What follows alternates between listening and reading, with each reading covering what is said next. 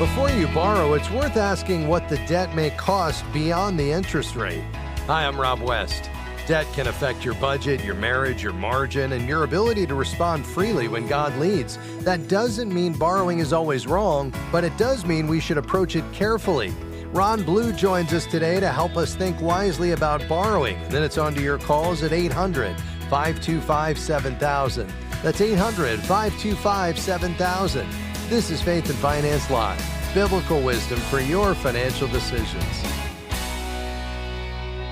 Well, it's always a joy to welcome Ron Blue back to the program. Ron is a pioneer in biblically wise financial planning and the co-founder of Kingdom Advisors. Ron, great to have you back with us. Always good, Rob. Thanks for having me. Ron, in this latest issue of our magazine, Faithful Steward, you wrote an article called 5 Rules for Borrowing, and your first rule is that borrowing always mortgages the future. Why is it so important that the economic return be greater than the economic cost? Well, most people don't take that into account, but if you borrow money, what you borrow the money for should reasonably produce more value than what it costs you to borrow the money. Yeah. In some cases, like a home mortgage or perhaps starting a business, there's potential for long-term value to outweigh the borrowing cost. But that's not true when it comes to credit cards and auto loans, because the things you use credit card and auto loans for, they immediately decline in value. Yes. It's okay to use credit cards for convenience sake, pay them off every month, but to use it to try to build wealth is a sure road to bondage. So it just doesn't make sense, Rob, to borrow money on something that's going to decline in value. That's exactly right. And that leads us to the second rule, which is to never presume upon the future. And that sounds especially important in today's economy. Well, for sure, because when you borrow, you've got to have thought through, how am I going to repay this? Because a job today or circumstances today, they can change, and markets change, health changes. So life doesn't always unfold the way we expect. So you've got to ask the question, am I presuming upon the future in a way that will put me in bondage? So you need a sure repayment plan when you borrow the money. How are you going to pay it back? That just makes good common sense also. It sure does. Ron, debt, of course, doesn't just affect the balance sheet. It affects the whole household. So the third rule is around spouses. Why is it so important for spouses to be in full agreement before any borrowing takes place? Well, what I've observed over time is that God seems to put two people in a marriage that don't think alike. Yes. So you need the benefit of the other person's thinking, if you will. It's not right or wrong, it's just different. And what I found is that husbands and wives have difficulty, in many cases, of talking about borrowing because they think differently and they feel differently and they were raised differently. So I always try to help people look at where there is agreement and where there's disagreement, and where there's disagreement, work it through. If you don't talk about it, it'll just create a sore in the marriage that gets worse over time. So I put it this way, Rob, God did not give you a spouse to frustrate you, but to complete you. And that's a quote from Howie Hendricks. So. Oh, that is so good and so true. Now, your fourth principle may surprise some people, and that is you say we should never deny God an opportunity to provide. What do you mean by that? Well, it means I need something, whatever it may be. Have I prayed about it, and have I asked God how I should acquire whatever this is, or is this a good financial decision? So many times God wants to show you his faithfulness by providing in a way that you would never have thought of. And so he wants to bless us, and he wants to provide for us, and he wants us to do it where it makes good sense. So don't keep him out of the decision, and give him an opportunity to provide in a way perhaps that you didn't think was possible. That's just good thinking, if you will. All 5 rules available when you become a partner at faithfi.com/give, and you can read Faithful Steward every quarter. Ron, thanks for your time. It's always a pleasure, Rob. Thanks for having me. All right, your calls are next at 800-525-7000. That's 800-525-7000. I'm Rob West, and this is Faith and Finance Live. We'll be right back.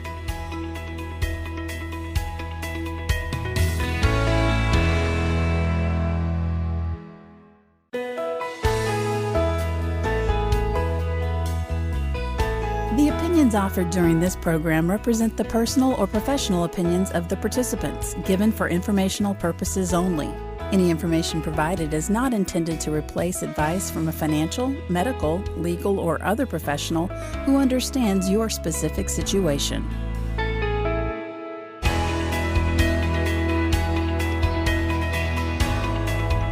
Great to have you with us today on Faith and Finance Live. I'm Rob West. Well, we're looking forward to taking your calls and questions today. That number to get in on the conversation, 800-525-7000. Again, that number, 800-525-7000. We'd love to be able to tackle whatever questions you're thinking about in your financial life today, help you think about them in light of biblical wisdom. We do that each day on this program, recognizing that money, well, it's a good gift from a good God.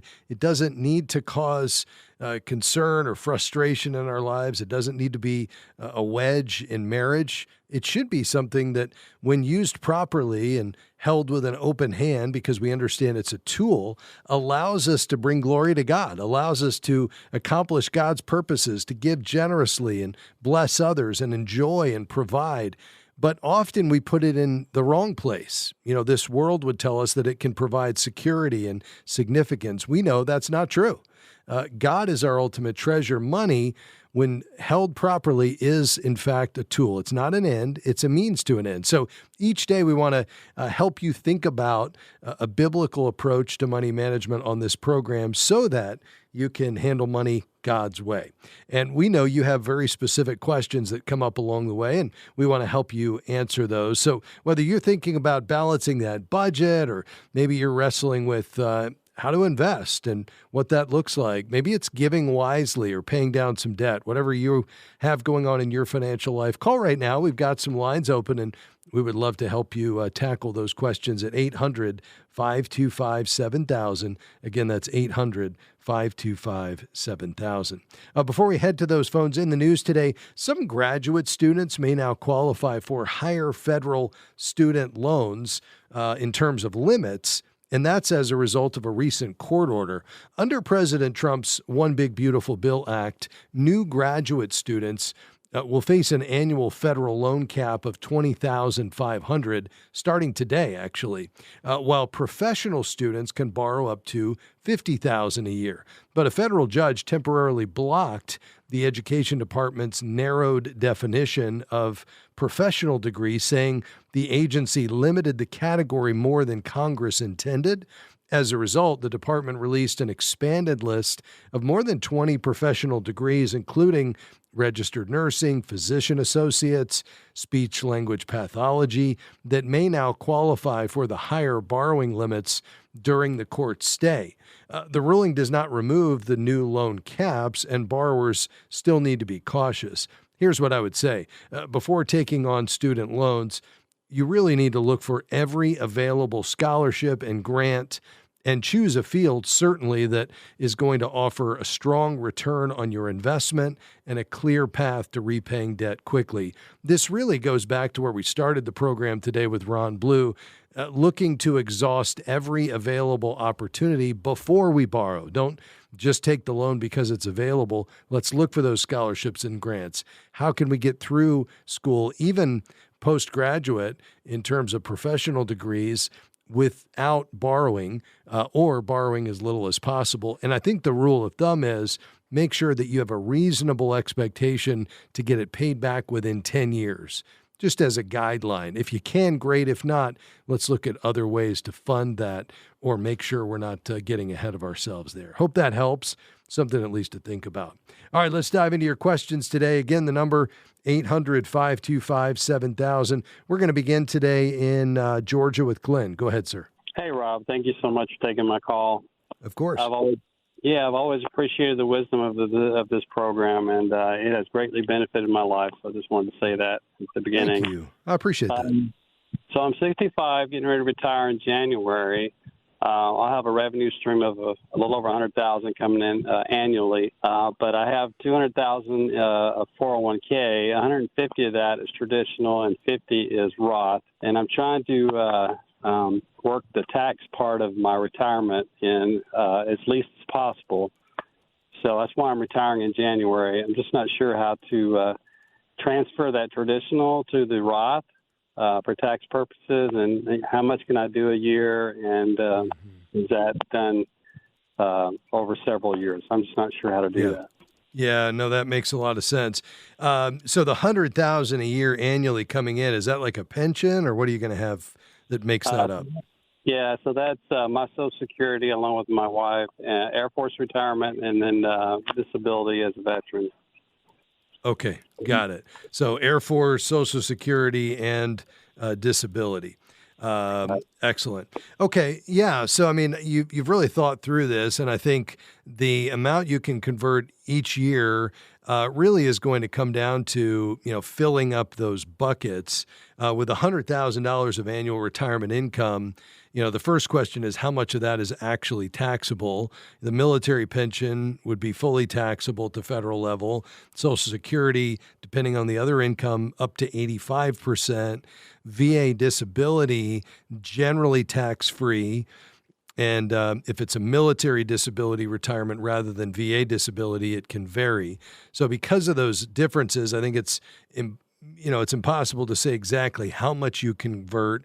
It really comes down to your filing status, the breakdown of the 100,000, and then any deductions. But I think, if most of the 100,000 is taxable, you would likely already be in the 22% federal bracket, or even potentially higher. And so normally what retirees will do from retirement age, certainly until they get to required minimum age at 73, they'll try to intentionally convert just enough each year to fill up their current tax bracket without spilling into the next one. So for someone with a $150,000 traditional IRA, it make good sense to spread those conversions out by maybe 5 to 7 years, depending on your tax situation, and work with your CPA to be able to determine how much each year you can fill up the bracket with, and then maybe defer the rest until the following year, and just try to do as much as you can before you hit 73. Does that make sense? That makes a lot of sense. Thank you. Okay. Absolutely. Yeah, I think this is a good strategy, though, Glenn. I love you trying to get more into that tax-deferred or tax-free growth situation with the Roth. It's going to do a couple of things for you if you don't need it, because you're going to have a nice income coming in. It allows you to let it continue to grow, and so you wouldn't be forced to take it out when you reach required minimum age. Second thing is, if you are going to pass this to heirs, the tax would have already been paid. And a lot of times when the heirs are receiving it, they're in the prime of their working years in a higher tax bracket, so they're paying a lot of taxes on that money coming out of the traditional IRA, but the money they get through Roth, they pull it out tax-free just like you do, because you've already paid the tax on it. So I think there's a lot of reason to think about that, but you want to be mindful of IRMA on that Medicare premium, and you just want to watch and make sure you understand the implications. And that's why I think that filling the bucket strategy can work well, but you're going to want to be in close coordination with your CPA. Hey, Glenn, appreciate your kind remarks about the program. Thanks for being a faithful listener, and call anytime, sir. We're going to take a quick break. When we come back, more questions. We'll head to Palm Bay, Florida, Winter Haven, and then over to Franklin, Tennessee. This is Faith and Finance Live. We'll be right back.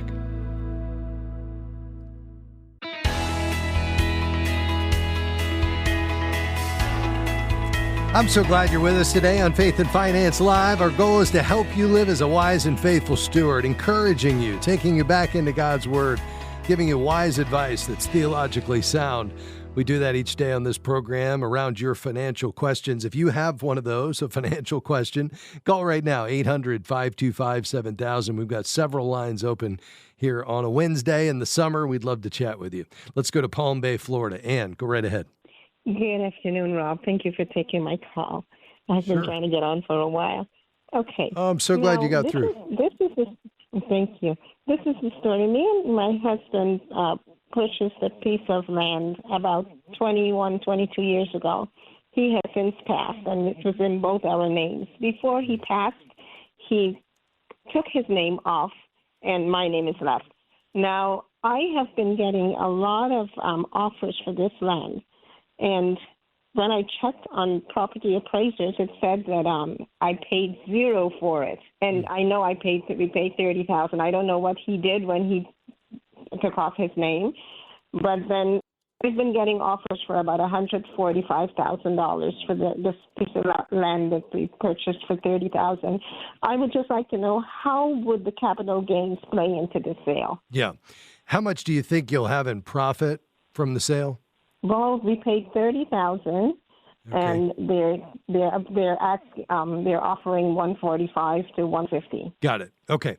Yeah. So you would likely be this would be a long-term capital gain, and the long-term capital gains rates currently, if you were to sell this in 2026, would be anywhere from 0 to 20%. For most taxpayers with a lower taxable income, it would be 0.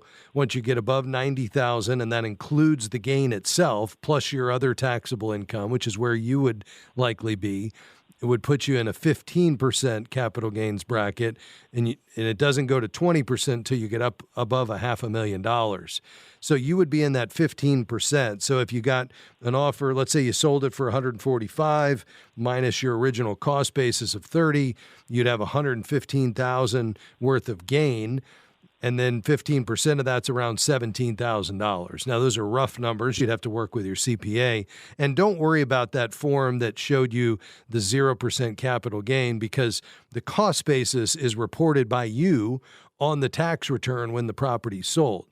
So there's an IRS form where you'd enter the date you acquired it, the date you sold it, the sales proceeds, and the cost basis, which is what you paid for it, and then adjusted for any other money you put in to improve the property, and then any selling expenses, things like that. And all that would flow down to Schedule D, which would calculate your taxable gain or loss.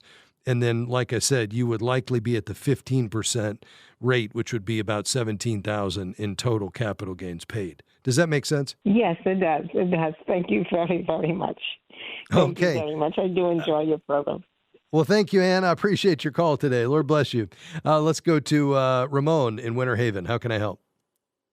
Yes, I had a family issue, and my mother, who died, left my sister a house in Puerto Rico. The bills and everything that got paid into it was in other people, and I'm wondering, because she's got the house, nobody really, my mom didn't get to put the name there. I'm wondering, in Puerto Rico, what is the form that because my sister's been living there for about like a year, what is the form of getting a deed or getting the ownership of the house notarized and for my sister or something like that? Yeah. And where is the property located, Ramon? It's Lares, Lares, Puerto Rico. Okay, so the property is in Puerto Rico, and that's where your sister and your mom, your mom who passed away, lived? Yeah, my mom who passed away lived there, but then gave it to her. She asked me if I wanted any of it. I said, no, leave it to my sister. So, Yeah. The challenge is because the property's in Puerto Rico, the answer depends on Puerto Rican law, not the law of the state, where you live, certainly. The general principles are if your mom had a valid will that left the home to your sister, that would go through the legal process in Puerto Rico, so the property could be transferred into her name. If there's no will, the estate would likely go through Puerto Rico's intestacy process, similar to the U.S., where the property would be distributed according to inheritance laws. It may not automatically go to the sister in that case. And even if everyone in the family agrees that mom intended for the sister, your sister, to receive the home, the intent alone is not generally enough to transfer the legal title. The proper legal process would have to be followed. But at the end of the day, you need to contact a Puerto Rico probate attorney or a notary experienced in Puerto Rico estate law to kind of walk you through the process. I would not be able to tell you how that would work. Right. And it's kind of hard because back in the old days, the parents they were kind of slow to do things. And back in the old day, and a little bit, not smart enough, like today's generation. But we love them. They helped us grow up. But they didn't do these little things like have a notary saying that this belongs to my sister to take it to the Puerto Rican county and file it and everything. Yeah. No, I certainly understand that. I'm sure they passed on a lot that was really valuable to you all, but maybe they were not as skilled in this area of, having their estate in order and financial management. Nevertheless, I think the key here is, given where we find ourselves, there's going to be a process for intestacy in Puerto Rico, just like there is here, where there's not a valid will. The estate, the probate courts would likely be the ones, according to Puerto Rican law, to tell you exactly how this needs to transfer in the, given the absence of a valid will. And however that plays out, if there's agreement, it could ultimately get to the hands of your sister, who's, I suspect, still living there. But that's all going to need to work through the legal process there in Puerto Rico. So that really is your next step, to maybe help her get connected with an attorney down there and just kind of walk through the steps here. Ramon, you sound like a great brother. I'm confident you'll be able to guide her in this. We appreciate your call today. Thanks for being on the program. A quick break and back with more questions. 800-525-7000. Call right now. We'll be right back.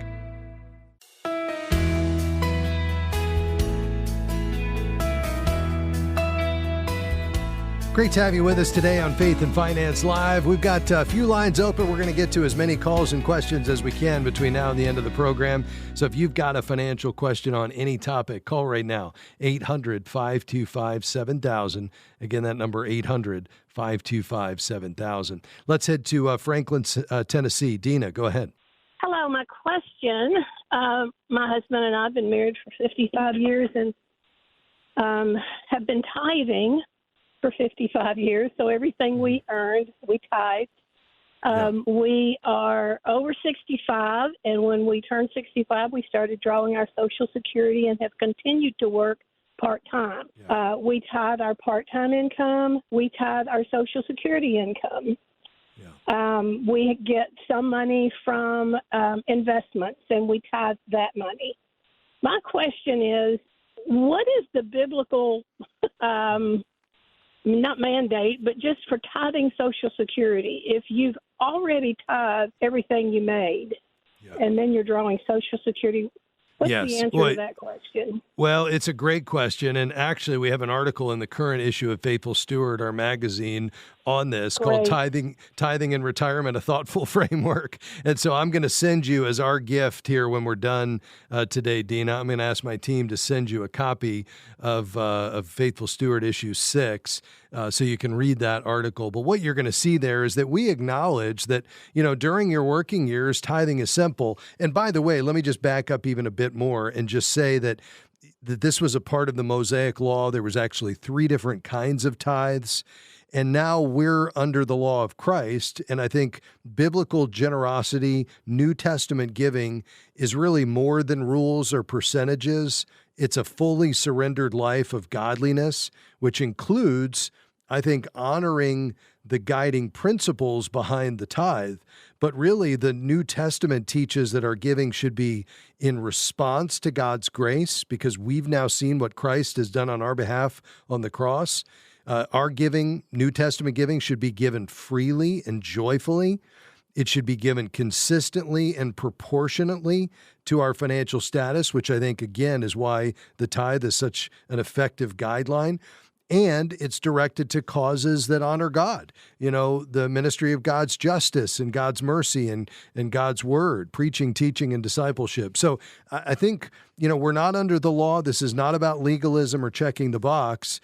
But this idea of proportionate giving and using the tithe as a starting point, not the ending point, giving to our local church off of first fruits, which you've done consistently throughout your life, what Randy Alcorn, the author, calls the training wheels of giving, I think is a very effective way and way to think about our giving. Now, you call out something that I think is very appropriate to say, well, wait a minute, if I'm honoring the Old Testament tithe and I'm giving a percentage, a tenth on the increase, and I did that on the gross, Well, when I get into retirement, income arrives irregularly. It often includes money you previously tithed on.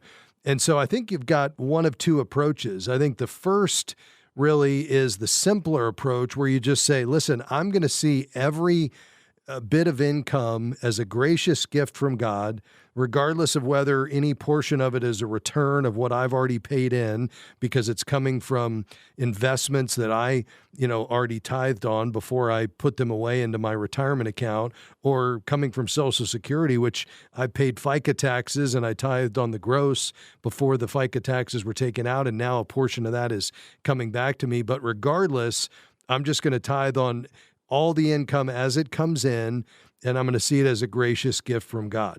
The second approach is an attempt, and I don't think either one of these, by the way, is right or wrong. I think it's between you and the Lord. But the second approach is an attempt to separate the growth from principal and tithe only on the portion that represents earnings. And I think when it comes to the tithe, it's difficult to figure out what that would be, because you'd have to really calculate everything you paid in, which you could get from Social Security, and then you'd have to project how long you're going to live, which is an unknown. Only the Lord knows that. But you could take a typical life expectancy. But here's kind of my rule of thumb. For an average life expectancy, I would kind of treat every Social Security check as 50% payroll taxes and 50% gain. And if you lived an average life expectancy, you could say, I think with good, reason, that half of every bit of your check is just them returning to you what you paid into your working years, and the other half represents what Social Security will give back to you almost as the gain, assuming you live a normal life expectancy. So that would be one approach. The other approach is to think about, well, how do I do that on money that I've invested? And I think that comes down to how long you've been investing. A 30-year investor, you might take 60% of every dollar that's coming to you and think that's the growth, 40% is the principal. A 40-year investor, 70% growth, 30% principal. You see what I'm getting at? That's really the way you would have to work on this. I do, and I love your answers. We have learned in our 55 years that we can't outgive God. Yeah. And I think what I'm going to do is continue to gladly give of all of it. God has been so good to us, and we have counted pennies and dimes. Let me, sure. But we've always given. There was a time he was unemployed. We gave anyway. Yes. And we didn't change what we gave, and God has been faithful. But I had somebody ask that question of me yesterday. They were asking me, and I was sharing with them God's faithfulness, and that, we give of all of it. And they said, well, what is the biblical answer to that? I didn't know. And so I had a minute today, and thank you for your answer. I appreciate it. Well, I'm so glad you called. Let me your show. Thank you. And let me say thank you to you, Dina, because what you just gave was a testimony to God's faithfulness that somebody else needed to hear. In fact, there's another caller who's holding that has been listening to what I've been saying. Dale, he had the exact same question. Do I have to tithe on my Social Security? And it probably comes from the same place of a genuine heart's desire to just be found faithful, because God is so good to us. He is our provider. He is faithful and can be trusted. And what an opportunity we have to return a portion of what's already his back into circulation in his economy. And I think anytime we can give testimony to God's goodness and his faithfulness, that's an encouragement to somebody else. And that's exactly what you've done today. So thank you for being on our airwaves. Thank you for your encouragement to me in the program. And I'm going to ask you to hold, and we're going to get you a copy of this magazine, and maybe you can pass it along to your friend. Okay? Thank you. Will do. All right. Lord bless you. Let's go to Ohio. Brian, how can I help? Yeah, I was just wondering the best way to fund my Roth. So right now I've got $70,000 in the Roth and $46,000 in a traditional IRA, and then I've got $200,000 in a taxable brokerage account. Got it. And I was wondering, should I start transferring? I'm 40 years old, so whether I should transfer stuff from the traditional to the Roth or the taxable. Got it. Yeah, great question. All right, I'm up against a break. When we come back, I'm coming right back to you, Brian. I'll give you my thoughts on that. It's a great question. Folks, we've got room for maybe one more call between now and the end of the program, in addition to those already holding. So if you've got a question, call 800-525-7000. A quick break, and then we'll come back and chat with Brian. Then we'll head to Georgia and talk to Jenny, and perhaps your question as well. This is Faith and Finance Live. Don't go anywhere. We'll be right back.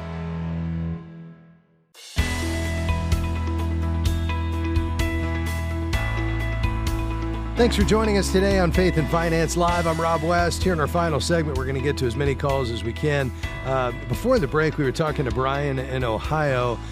Brian is calling, asking about transferring funds from his traditional IRA to his Roth, essentially a tax conversion. Got about $200,000 in a taxable brokerage account in large cap growth stock, $70,000 in a Roth, $46,000 in a traditional IRA. And these are both IRAs, the Roth and the traditional, not 401ks, correct? Correct. Okay.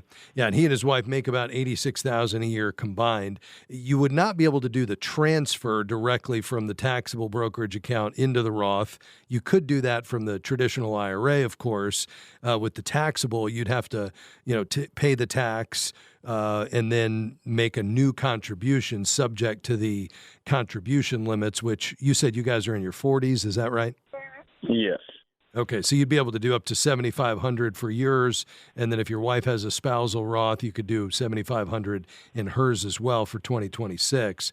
But you couldn't do any conversions, only from the traditional IRA to the Roth. This can make a lot of sense just because you guys are young. You have a long investment time horizon, 20 plus years until retirement, and then, Lord willing, if you're in good health, maybe another 20 to 30 years where that money needs to last. So think about all that tax-free growth. That would be great. And it can make a lot of sense if you can do it at a reasonable tax rate, which should be true. I mean, we're probably in the lowest tax rates we'll see maybe in our lifetimes. And with you guys earning about $86,000 a year, you're still in a very good tax bracket. So I would look at converting that traditional IRA money to Roth rather than selling the investments in your taxable brokerage account just to make a Roth contribution. If you do convert, it's best to pay the tax from the money outside the IRA. So maybe from cash or proceeds from your taxable account, so the full amount stays in the Roth and continues growing tax-free. Because the traditional IRA is sitting at about $46,000, you may be able to do it over 1 year, maybe 2 years. You just don't want to push yourself up into the next tax bracket, so you could check with your CPA or check that yourself if you do it on your own. But I like this strategy a lot, Brian. I think it makes a lot of sense. All right. Would you suggest keeping diversified, some in the traditional as we get older, or would you liquidate the traditional? Yeah. Do you have a retirement plan option at work available to you? Yeah, I have the state pension fund. Oh, okay. So that's going to come to you automatically, or is that salary deferral? Automatically. Okay. Yeah. So you're going to have a nice retirement there, and that's going to come to you on a taxable basis. So I would put 100% in Roth for you guys, especially because you're young. Okay. Yeah, so I think you're in good shape. Let's try to convert all of that traditional and then all new contributions. I mean, if you guys can do, in addition to your state pension, if you could do, the full amount of Roth contributions individually, you and your wife, between now and retirement, you guys would be in great shape. You may even need to start thinking about answering the question, how much is enough? Because you don't want to over accumulate. You may be able to accelerate your giving along the way. But in the meantime, yeah, getting as much into that Roth, I think, is going to make a lot of sense. Hey, Brian, we appreciate your call today. Let us know if we can help with anything else in the future. Let's go to Georgia. Jenny, how can we help? Hi. I'm having a conflict with my mother's and my stepfather's property in Georgia. My mom passed away in 90, and I think that my stepfather's passed away in 96. He has several children. I've hired 2 attorneys, different attorneys, and they just gave up. The problem is the other children will not sign off to turn the property over to us, and then if we don't pay the taxes, they won't either. In the beginning, I was told to pay 3 years of taxes, and then I can get a quick claim deed. Well, now that's not the case. So what can I do to get this piece of property? It's not a big piece of property. It's just a sentimental piece of property into my mother's children's names. Yeah. And what are the attorneys saying to you that you've worked with in the past? They are, the other side of the family will not participate. They will not return the letters. They will not sign them. They will not respond in any way. Was there no will? There was a will, and it was after Mama died. Whoever died first, the other one got the property. But the will has never been put into either name. I mean, it's still in both names. Okay, I'm sorry. So who was it, your mom and your dad, and it was supposed to be transferred to the other or someone else? Not. It was my mother and stepfather. Okay. And then what did the will say upon the passing of both of them? Who was to get the property? The one living the longest. Okay, and then what after that? It would be divided among the children. Okay. All right, so the will said it was to be divided equally, right? Right. Okay, and that's your problem because in order to, you can't divide a piece of real estate, and so we've got to have, everybody on the same page because each child is then entitled to equal ownership interest. One child cannot unilaterally put the deed in their name unless the other heirs agree, which is your problem because they're not willing to do that, or unless you legally buy out their interest. So what do? Well, the will essentially distributed it equally. The estate would normally be probated if it hasn't already. And then the executor or the personal representative, was that you? No, that was one of my stepfather's children, and she has died. Okay. All right. Well, the probate process is needed to transfer the title to the heirs, and if they don't want to sign a deed transferring their interest to you, unfortunately, you can't force them to do it, even though you've been paying the property taxes. I would keep records of all the property taxes and other expenses, and when it's eventually sold or divided, you would have likely a claim to be reimbursed or credited for paying more than your share, depending on the state law. But if you want to own it outright, really the only options are to negotiate a buyout of the other siblings' interests, hopefully minus the property taxes you've already put in that was their share technically. And if they can't agree, you really need to consult a real estate attorney about a partial or a partition action where a court may order the property to be sold or divided. But this is ultimately a legal matter here at the end of the day. Okay. Well, can I possibly put a quick claim, lien against a piece of property and let it go for tax sale, and then whoever purchases it has to pay the lien back or the lien against that property back to me? Because it's coming up about $30,000 now, and the property's not worth that much. Yeah, again, you're going to need to talk to an attorney. I mean, generally, you can't create your own lien against the property just because you've been paying the taxes.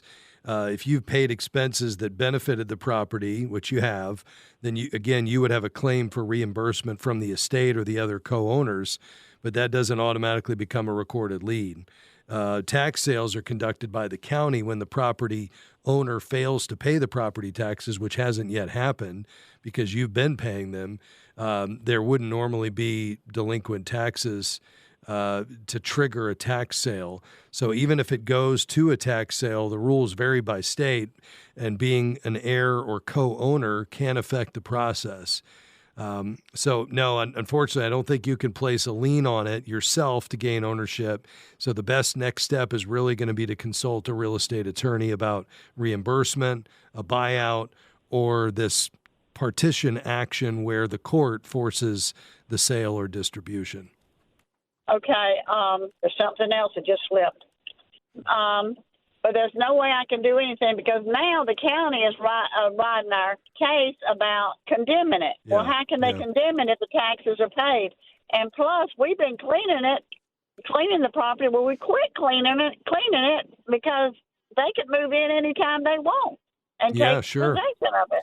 Yeah, it's not good the way they're treating you here, and it's unfortunate. I'm so sorry. Yeah, I think you need to kind of force a decision here, and the only way would be to spend some money and get an attorney involved, unfortunately, that can give you your options and hopefully press this case. If these people are, acting adversarially and just trying to hold this up, that's a shame because they have the ability to really complicate things. But nothing happens, I don't think, here without an attorney getting involved. And you'd want to try to save the property if you can and not have it just slip away because of non-payment of taxes. So I think that's your next step here is to reach out to an attorney and see if you can go from there. Jenny, we appreciate your call, and I'm sorry this has been so challenging. Quickly to Patty in Indiana. Patty, I've got about 30 seconds. Go ahead. Yes, I just wanted to clarify. So you can earn so much money, and then before your Social Security is taxed. Does that apply to? Is if the money is unearned, like an annuity, and that is it taxed at the same rate? Yeah, so it's your adjusted gross income plus tax-exempt interest plus half of your Social Security is what determines whether it's 50 or 85%. And so regarding annuities, a taxable annuity increases your adjusted gross income, which can cause more of your Social Security benefit to become taxable. If it's a qualified annuity, so funded with pre-tax dollars, most or all of those payments are generally taxable. If it's a non-qualified annuity, only the earnings portion is taxable. So at the end of the day, Social Security is unearned income, but it's taxable based on taxable annuity payments, plus, which is a part of your adjusted gross income, plus half of your Social Security benefits, and then you can just look at where that puts you in terms of whether 0, 50, or up to 85% is taxable. I hope that helps. Unfortunately, I'm out of time, Patty, but thanks for your call today. Faith and Finance Live is a partnership between Moody Radio and Faith 5. My team today, Tahira, Josh, Omar, and Taylor. We'll see you tomorrow. Bye-bye.